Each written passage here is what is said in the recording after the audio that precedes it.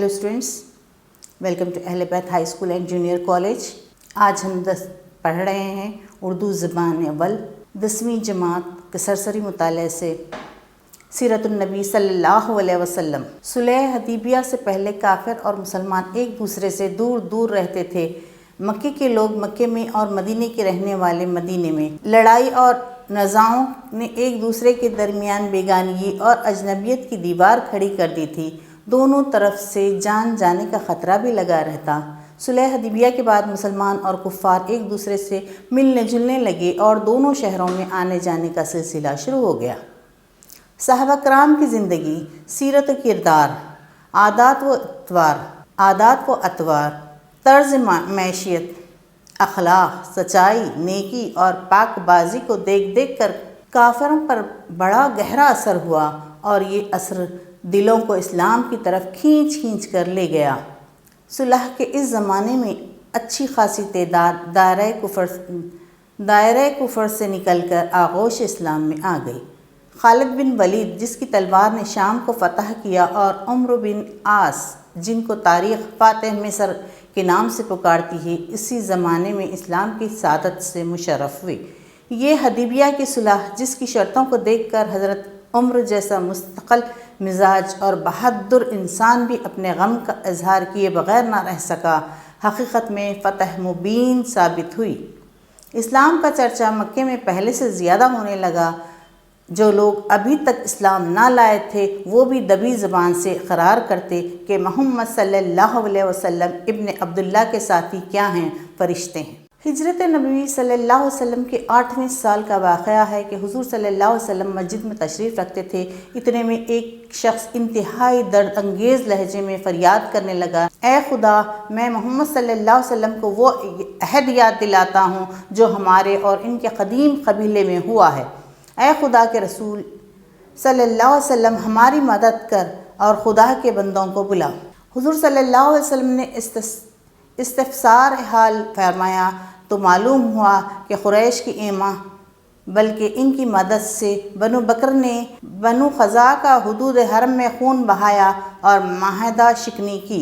सुलह हदीबिया के शराइत की बुनियाद पर बनु ख़ज़ा और मुसलमान एक दूसरे के हलीफ हो गए थे। यही मुसलमानों के हलीफ ख़ज़ा भेड़ बकरी की तरह हुदूद हरम में ज़ुबह कर दिए गए। उम्र बिन सालम अपने कबीले की तरफ से फ़रियाद लेकर बारगाह रिसालत में हाजिर हुए थे। इसी सिलसिले में तमाम वाक़यात और मुकम्मल तफसील सुनकर हुज़ूर सल्लल्लाहु अलैहि वसल्लम बहुत ज़्यादा मुतासिर हुए और कुरैश के पास 3 शर्तें लेकर क़ासिद रवाना फरमाया। पहली शर्त यह थी कि क़ज़ा के मक़तूलों का खून बहा दिया जाए। दूसरी शर्त ये थी कि कुरैश बनु बकर की हिमायत से हाथ उठा लें, और आखिरी शर्त ये थी कि आम ऐलान कर दिया जाए कि हदीबिया में जो माहिदा हुआ था वो टूट गया। कुरैश के नुमाइंदे ने क़ासिद रसूल सल्लल्लाहु अलैहि वसल्लम से कहा कि पहली 2 शर्तें हमें कबूल नहीं, अलबत्ता तीसरी शर्त मंजूर है। जब क़ासिद मदीना वापस चला गया तो कुरैश को अपनी गलती का एहसास हुआ कि हमने जवाब देने में उजलत और शिद्दत से काम लिया। अबू सुफियान को इन्होंने मदीना भेजा और अबू सुफियान ने हदीबिया के सुलहनामा की तजदीद की कोशिश भी की, मगर अब मामला सुलह और तजदीद सुलह की हद से गुज़र चुका था। कुफ़ार कुरैश के मुसलसिल बदअहदियाँ, साजिशें और इस्लाम दुश्मनी किसी मसालहत और समझौते की मुस्तहक़ न थी। अबू सुफियान की सिफारत नाकाम रही। तारीख़ अपना वरक़ पलट चुकी थी। सच्चाई कामयाबी के उफ़क़ में झांक रही थी और बातिल को आप ही आप ठंडे पसीने आ रहे थे। हज़रत मोहम्मद सल्लल्लाहु अलैहि वसल्लम ने मक्के की तरफ कोच का ऐलान आम फरमा दिया। चंद दिन में कोच की तैयारियां मुकम्मल हो गईं। यहाँ तक कि रमज़ान की 10 तारीख़ 8 हिजरी को हुज़ूर सल्लल्लाहु अलैहि वसल्लम 10,000 फ़िदाई और अक़ीदतमंद सहाबा को साथ लेकर मदीने मुनव्वरा से मक्के मुकर्रमा की तरफ रवाना हुए। मंजिलों पर मंजिलें तय करता हुआ ये मुक़द्दस लश्कर मक्के के हुदूद में दाखिल हुआ। हुज़ूर सल्लल्लाहु अलैहि वसल्लम ने हज़रत अब्बास को हुक्म दिया कि जाओ, अबू सुफियान को क़िलह पर ले जाकर खड़ा कर दो ताकि वो अपनी आँख से अल्लाह की फ़ौज के जलाल व सतत का मुशाहिदा कर ले। सबसे पहले क़बाइल अरब की फ़ौजों ने पेश कदमी की। تمام قبیلوں کے دستوں کے بعد انصار کی باری آئی۔ تلوار، نیزے، ترکش، زرہیں، علم اور سب سے بڑھ کر ان کا جوش مسرت، حسن خلوص اور جذبہ عقیدت۔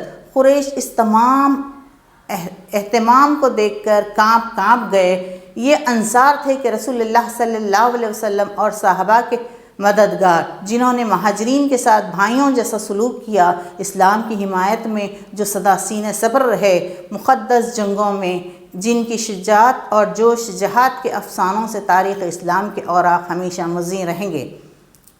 قبیلوں کے تمام دستے ایک ایک کر کے گزر چکے تو سب سے آخر میں خود محمد صلی اللہ علیہ وسلم کی مدنی العربی کی سواری بعد سواری مکے سے گلی کوچوں کو مہکی ہوئی اور خاک کے ذروں کو مہ و مہر بناتی ہوئی نظر آئی۔ حضرت زبیر بن علوم کے ہاتھ میں علم نبوی صلی اللہ علیہ وسلم تھا اور حضور صلی اللہ علیہ وسلم نے تواضع اور جذبہ تشکر سے سر مبارک کو جھکا لیا تھا کہ جبیں مبارک کا کجاوے سے لگ گئی۔ جس وقت انصار کا لشکر مکے میں داخل ہوا تھا تو حضرت سعد بن عبادہ حبش انصار کے علم بردار تھے۔ قریش مسلمانوں کی فوج دیکھ کر اور بدحواس ہو گئے، مقابلے کی کسی میں ہمت نہ تھی۔ ان کے بازوئے شجاعت آج شل ہو گئے، تلواروں کے جوہر آپ ہی آپ دھندلے ہوئے جا رہے تھے، جرأتیں جواب دے رہی تھیں اور اب کی آبائی غیرت پر اوس سی پڑ گئی تھی، مگر اس حالت میں بھی قریش کی ایک ٹولی سے ضبط نہ ہو سکا۔ اس نے ہمت کر کے حملہ کیا اور کرزی جاہر فہری اور حبش بن منشر دو صحابیوں کو شہید کر دیا۔ حضرت خالد تلوار چلانا نہیں چاہتے تھے، مگر جب کہ دوسری طرف تلواریں اپنا کام کر رہی تھیں تو راہ دے کر خاموش بیٹھے رہنا اور معرکہ جدال و قتال سے صرف نظر کرنا بھی کسی بھی طرح مناسب نہ تھا۔ خالد نے بھی تلوار کا جواب تلوار سے دیا، یہاں تک کہ کفار میدان سے بھاگ نکلے۔ ان کے 13 آدمی کام آئے، مقتولوں کی لاشیں بھی وہ ساتھ نہ لے جا سکے۔ خالد کے طیور عتاب آلودہ تھے، ننگی تلوار پر کافروں کے لہو کا غازہ ملا تھا۔ حضور صلی اللہ علیہ وسلم نے خالد سے باز پرس فرمائی۔ خالد اور دوسرے صحابہ نے پورا واقعہ بے کم و کاست بیان کر دیا۔ معلوم ہوا کہ جنگ کا آغاز کفار قریش نے کیا تھا، چھیڑ چھاڑ انہی کی طرف سے ہوئی، حملہ آور وہی لوگ تھے۔ مسلمانوں کو بددرجہ مجبوری مدافعت کے لیے تلوار اٹھانی پڑی۔ مسلمان خاموش رہتے تو خود عرض حرم میں بدر و واحد کی تاریخ دہرائی، بدر و احد کی تاریخ دہرائی جاتی۔ اس اطلاع کے بعد زبان نبوت سے ارشاد ہوا کہ حکم الہی یہی تھا۔ مکے میں خیف کو حضور صلی اللہ علیہ وسلم کے قیامگاہ کا شرف حاصل ہوا۔ خیف بنو ہاشم کی مظلومیت اور بے کسی کی تاریخ اپنے سینے میں چھپائے ہوئے تھا۔ اب سے چند سال پہلے جب کفار قریش نے بنو ہاشم کا مکمل بائیکاٹ کر دیا تھا اور یہ خاندان خود رسول اللہ صلی اللہ علیہ وسلم کے ذات گرامی سمیت جہاں محصور تھا، یہی وہ مقام تھا، کل کا محصور اور قیدی آج کا فاتح، جنہوں نے اسے محصور کیا تھا اور قید رکھا تھا، آج وہ اس کی چشم کرم کے محتاج تھے۔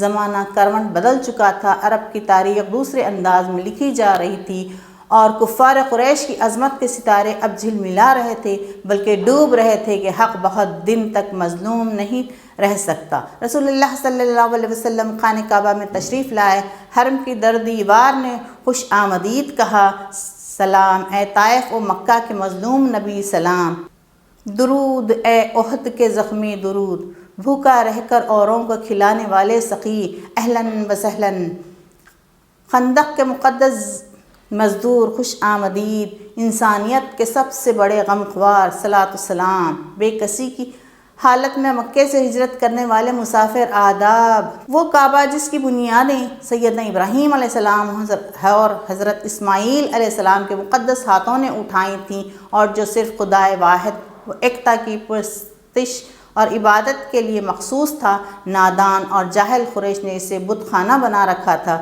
جگہ جگہ پتھر اور لکڑی کے بت نصب تھے اور دیواروں پر تصویریں بنی تھیں۔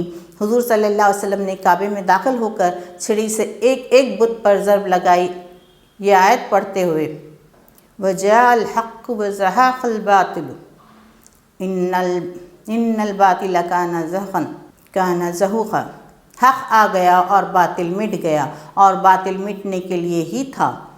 بت ٹوٹ ٹوٹ کر زمین پر گرنے لگے، جن کے روبرو صدیوں قریش کی پیشانیاں خم ہوئی تھیں، آج وہ خود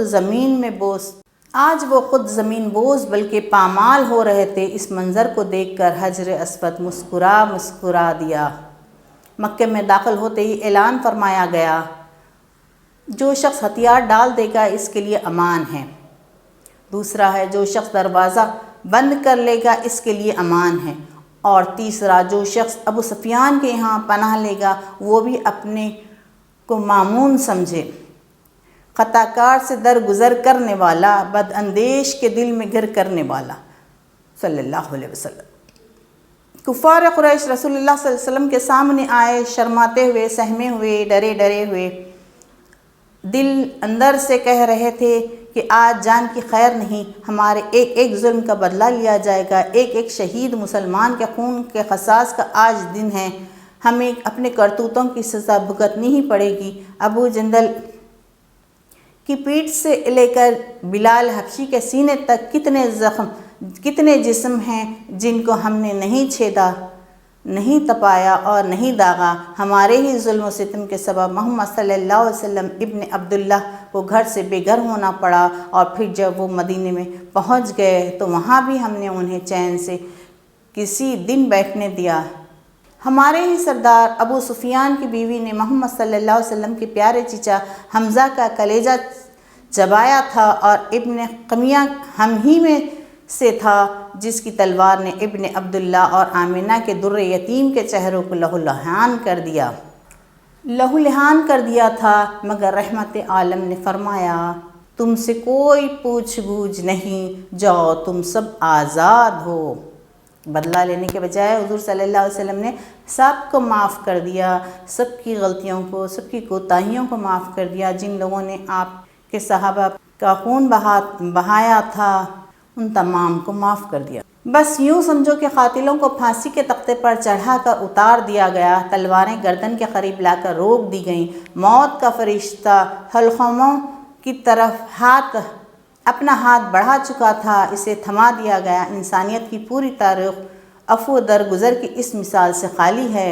یہ ہر کسی کی نہیں، صرف رحمت العالمین ہی کی شان تھی، اور یہ وصف آپ صلی اللہ علیہ وسلم ہی کے لیے مخصوص تھا۔ سلام اس پر کہ جس نے خون کے پیاسوں کو خبائیں دیں، سلام اس پر کہ جس نے خون کے پیاسوں کو خبائیں دیں، سلام اس پر کہ جس نے گالیاں سن کر دعائیں دیں، سلام اس پر کہ دشمن کو حیات جاوداں دے دی، سلام اس پر کہ دشمن کو حیات جاوداں دے دی، سلام اس پر ابو سفیان کو جس نے امان دے دی، سلام اس پر کہ اسرار محبت جس نے سمجھائے، سلام اس پر کہ جس نے زخم کھا کر پھول برسائے، سلام اس پر کہ جس کے گھر میں چاندی تھی نہ سونا تھا، سلام اس پر کہ ٹوٹا بوریا جس کا بچھونا تھا، درود اس پر کہ جس کا نام تسکین دل و جہاں ہے، درود اس پر کہ جس کے خلق کی تفسیر قرآن ہے۔ صفا میں ایک اونچی جگہ پر حضور صلی اللہ علیہ وسلم تشریف فرما ہوئے اور کافروں سے اسلام کے لیے بیعت لینی شروع کی۔ قبول اسلام اور شرف بیعت کا یہ سلسلہ بہت دیر تک جاری رہا۔ ناپاک آج پاک کیے جا رہے تھے، دلوں کی سیاہی ایمان کے آب حیات سے دھل رہی تھی، کردار اور سیرتیں بدل رہی تھیں، جاہلیت کا غرور اور نسب کا افتخار آج مٹ رہا تھا۔ بیعت کے شرف اور قبول حق کی اس سعادت میں عورتیں بھی برابر شریک تھیں۔ آج ان کی غلامی کی زنجیریں بھی کٹ رہی تھیں، اور ان کی قسمت کا ستارہ بھی شرف و عزت اور احترام و محبت کے افق سے چمک رہا تھا۔ یہ محمد صلی اللہ علیہ وسلم تھے، نیکوں میں سب سے بڑے، پاک بازوں میں سب سے زیادہ پاک باز۔ یہ ہے 23واں باب۔ مکے میں حضور صلی اللہ علیہ وسلم کی آمد جب مکے میں ہوئی تھی، لوگ آپ کے ہاتھ پر بیعت کر رہے تھے، اسلام پھیل رہا تھا، اسلام کا ستارہ جگمگا رہا تھا۔ یہ اس وقت مکے کے حالات کیا تھے اس کے بارے میں 23واں باب۔ مکے میں تمام کفار مکہ کے دل ابھی صاف نہیں ہوئے تھے، کسی کسی کے دل میں ابھی کھوٹ باقی تھی۔ فتح مکہ کے دوسرے دن کا واقعہ ہے کہ حضور صلی اللہ علیہ وسلم حضور صلی اللہ علیہ وسلم کعبۃ اللہ کا طواف فرما رہے تھے۔ عمیر کا جوشیلا بیٹا فضالہ گھات میں تھا۔ اس نے دیکھا کہ حرم میں لوگوں کی اس وقت بھیڑ نہیں ہے، اکا دکا آدمی آ جا رہے ہیں۔ رسول اللہ صلی اللہ علیہ وسلم کے جسم پر کوئی ہتھیار بھی نہیں ہے، بالکل نہتے ہیں، ایسا موقع پھر نہیں آئے گا، لاؤ قاتلانہ حملہ کر کے ان کا کام تمام کر دو۔ محمد صلی اللہ علیہ وسلم قتل ہو گئے تو مکے کی تاریخ کا رخ اسی دن بدل جائے گا۔ یہ اسلام اور اہل اسلام کی ساری گرم جوشی انہی کے دم قدم سے ہے۔ والہانہ دلہا نہ رہا تو باراتی بھی تتر بتر ہو جائیں گے۔ اس شخص نے ہماری آبائی عظمت کے صحیفوں کو پارا پارا کر دیا۔ قصی اور عدنان کی روحیں تڑپ رہی ہوں گی کہ قریش کا وقار خاک میں مل گیا۔ فضالہ تلوار ابا میں چھپائے ہوئے رسول اللہ صلی اللہ علیہ وسلم کے نزدیک آیا۔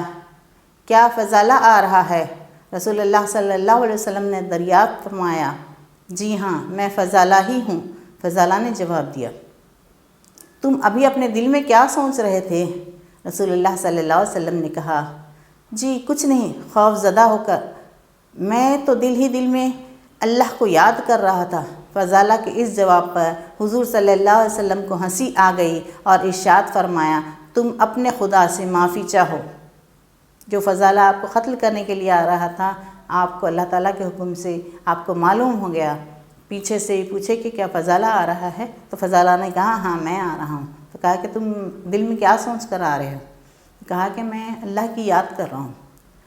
تو حضور کو ہنسی آ گئی اور آپ نے فرمایا کہ تم اپنے خدا سے معافی مانگو، جو کام کرنے آ رہے تھے تم اس کے لیے اپنے خدا سے معافی چاہو۔ اور کوئی غیب کیا تم سے پنہاں ہو بھلا، جب نہ خدا ہی چھپا تم پر کروڑوں درود۔ اور کوئی غیب کیا تم سے پناہ ہو بھلا، جب نہ خدا ہی چھپا تم پر کروڑوں درود۔ اپنے خطا کار کو اپنے ہی دامن میں لو، کون کرے یہ بھلا تم پر کروڑوں درود۔ یہ کہہ کر حضور صلی اللہ علیہ وسلم نے فضالہ کے سینے پر اپنا ہاتھ رکھ دیا۔ فضالہ کہتے ہیں کہ اس سے پہلے میرے دل میں رسول اللہ صلی اللہ علیہ وسلم کی ذات سے بیزاری تھی، مجھے جھنجھلاہٹ آتی تھی اور ان کی بدولت ہم قریش کی خاندانی عظمت پامال ہو گئی، مگر حضور صلی اللہ علیہ وسلم کے دست مبارک کے مس ہوتے ہی میرا سینہ سکون و اطمینان کا گنجینہ بن گیا اور آپ صلی اللہ علیہ وسلم کی محبت اور عقیدت کا دریا جوش مارنے لگا۔ فضالہ جب حضور صلی اللہ علیہ وسلم کے پاس سے واپس ہوئے تو راستے میں ان کی محبوبہ کا گھر پڑتا تھا۔ اس عورت نے دور سے دیکھا تو فضالہ کے چہرے کو بدلا ہوا پایا، ہوشناک نگاہیں اب جھکی ہوئی تھیں، جیسے بار حیات سے اب یہ زمین سے لگ کر پھر اٹھیں گی نہیں۔ عورت محسوس کر رہی تھی کہ فضالہ نے غلط انداز نگاہ سے بھی اس کی طرف نہ دیکھا۔ فضالہ قریب سے گزرے تو اس نے خود ہی ٹوک کر کہا، فضالہ میری ایک ذرا سی بات تو سنتے جاؤ۔ حضرت فضالہ نے نگاہیں نیچے کر کے جواب دیا، نہیں، خدا اور رسول اللہ صلی اللہ علیہ وسلم ایسی باتوں سے مجھے منع کرتے ہیں۔ اللہ غنی، پہلے تو ہوشناکی اور معصیت کوشی کا وہ علم اور اب پاک بازی کا یہ انداز، کیا نظر تھی جس نے مردوں کو مسیحا کر دیا۔ بقول شاعر کے، کیا نظر تھی جس نے مردوں کو مسیحا کر دیا۔ یہیں پر سیرت النبی صلی اللہ علیہ وسلم جو ہم پڑھ رہے تھے در یتیم کے نام سے، وہ سیریز یہیں پر ختم ہوتی ہے۔ جزاک اللہ، شکریہ۔